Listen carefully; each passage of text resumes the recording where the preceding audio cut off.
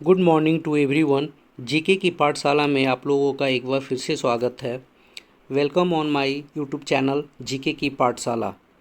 आज है दिनांक 30 मई और 30 मई के जितने सारे भी करंट अफेयर के प्रश्न बनते हैं उसे हम आज के वीडियो में डिस्कस करेंगे। तो चलिए टाइम को वेस्ट न करते हुए वीडियो स्टार्ट करते हैं। तो आज का हमारा पहला प्रश्न है, अंतर्राष्ट्रीय भारतीय फिल्म अकादमी पुरस्कार, जिसे हम आईफा के नाम से जानते हैं, 2023 में सर्वश्रेष्ठ अभिनेता का पुरस्कार किसने जीता? ऑप्शंस है ऋतिक रोशन, रणवीर कपूर, कमल हसन या अमिताभ बच्चन। तो इसका सही जवाब होगा option number A, Hrithik Roshan ने यह पुरस्कार जीता है। ठीक है, ऋतिक रोशन हम याद रखेंगे, अंतर्राष्ट्रीय भारतीय फिल्म अकादमी आईफा 2023 में सर्वश्रेष्ठ अभिनेता हैं। ठीक है, चलिए एक्स्ट्रा फैक्ट देखते हैं इस प्रश्न के बारे में क्या कहता है। यह पुरस्कार उन्हें अपनी फिल्म विक्रम बेदा के लिए मिला है। ठीक है, तो ये भी इम्पोर्टेंट क्वेश्चन एक हो गया, किस फिल्म के लिए मिला था इन्हें विक्रम बेदा के लिए मिला था। ठीक है, चलिए अगले प्रश्न की ओर चलते हैं, जो हमारा दूसरा प्रश्न है, अंतर्राष्ट्रीय भारतीय फिल्म अकादमी जिसे आईफा के नाम से जानते हैं, 2023 में सर्वश्रेष्ठ अभिनेत्री पुरस्कार किसने जीता है?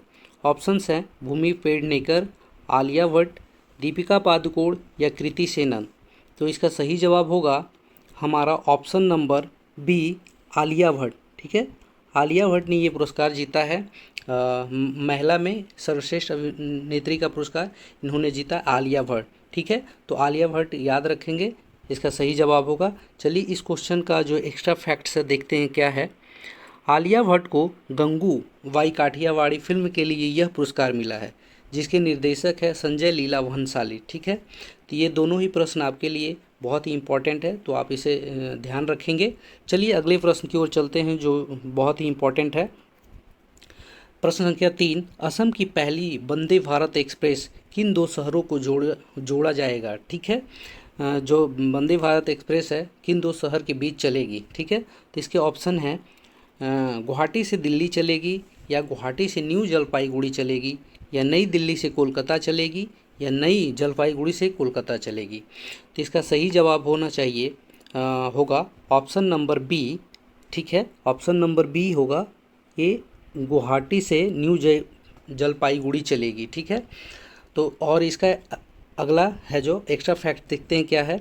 यहाँ के मुख्यमंत्री जो हैं श्री हेमंत बिस्वा शर्मा हैं, और राज्यपाल जो हैं गुलाब चंद कटारिया हैं। ठीक है, ये दोनों इम्पॉर्टेंट फैक्ट्स याद रखेंगे असम के बारे में। ठीक है, अगले प्रश्न की ओर चलते हैं, जो कि हमारा चौथा प्रश्न है। ठीक है, हाल ही में 28 मई 2023 को वीर सावरकर की 140वीं जयंती मनाई गई है। निम्नलिखित में से कौन सी पुस्तक उनके द्वारा लिखी गई थी? ठीक है, पहला 1857, दूसरा द सिपोई म्यूटिनी, तीसरा the Indian war of independence, चौथा rebellions in the Indian mutiny. ठीक है, माफ़ करिएगा, म्यूटनी होगा, यह मिसप्रिंटिंग है। ठीक है, तो इसका सही जवाब होगा option number C, the Indian war of independence. ठीक है, इंडियन वॉर ऑफ इंडिपेंडेंस याद रखेंगे, इसका सही जवाब होगा प्रश्न संख्या 4 का। ठीक है, अगला प्रश्न जो कि और भी इम्पोर्टेंट है एग्ज़ाम पॉइंट ऑफ व्यू से, सारे क्वेश्चन बहुत ही इम्पोर्टेंट है, तो प्लीज़ आप लोग इसे ध्यान से पढ़ेंगे। ठीक है, तो पांचवा प्रश्न ये रहा, हाल ही में अटल भूजल योजना जल योजना है जो 2 साल के लिए बढ़ा दिया गया। यह योजना किस वर्ष शुरू की गई थी?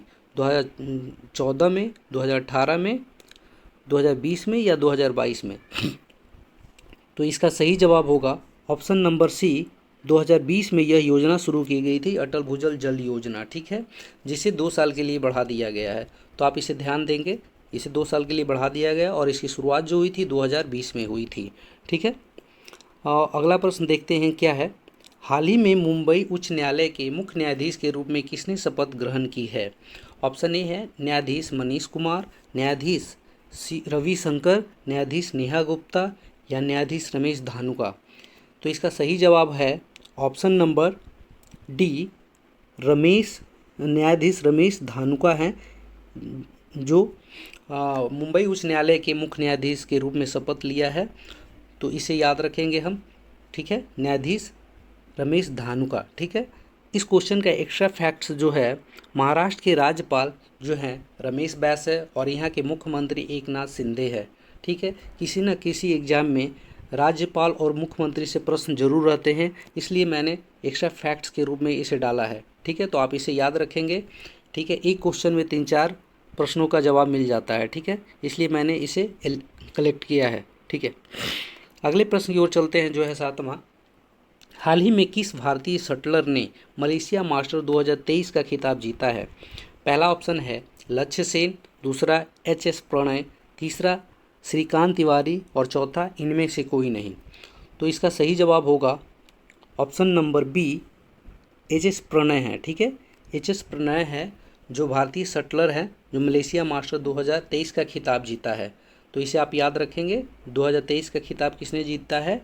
मलेशिया मास्टर का एच.एस. प्रणय। ठीक है, और देखिए ये है एच.एस. प्रणय, जो पिक्चर में दिख रहे हैं यही एच.एस. प्रणय। ठीक है, 8वां प्रश्न की ओर चलते हैं, जो कि बहुत ही आज का सबसे इम्पॉर्टेंट क्वेश्चन है यही। ठीक है, केंद्रीय सतर्कता आयुक्त के रूप में किसने शपथ ली है? ठीक है, किस ऑप्शन ए है गोविंद राज, बी है आदित्य दीक्षित, सी है प्रवीण कुमार श्रीवास्तव और डी आदित्य वर्मा। तो इसका सही जवाब होगा option number C, Praveen Kumar Srivastava. ठीक है, इसका सही जवाब है option number C, Praveen Kumar Srivastava. आप लोग भी क्वेश्चन देखते देखते MCQ की तरह सॉल्व करने की कोशिश करिएगा, जो कि आप लोगों को एग्ज़ाम में और याद करने में बहुत फ़ायदा होगा। ठीक है, तो इसका एक्स्ट्रा फैक्ट देखते हैं इस प्रश्न का क्या है। श्री श्रीवास्तव असम मेघालय कैडर के 1998 बैच के सेवानिवृत्त भारतीय प्रशासनिक सेवाधिकारी थे। ठीक है, जिन्हें केंद्रीय सतर्कता आयुक्त के रूप में शपथ ली है। ठीक है, चलिए 9वें प्रश्न की ओर चलते हैं। बांद्रा बरसोबा समुद्री पुल का नाम किस व्यक्ति के नाम पर रखा गया है? वीर सावरकर जी के, अमित शाह जी के, स्वामी विवेकानंद जी के या अटल बिहारी वाजपेयी जी के?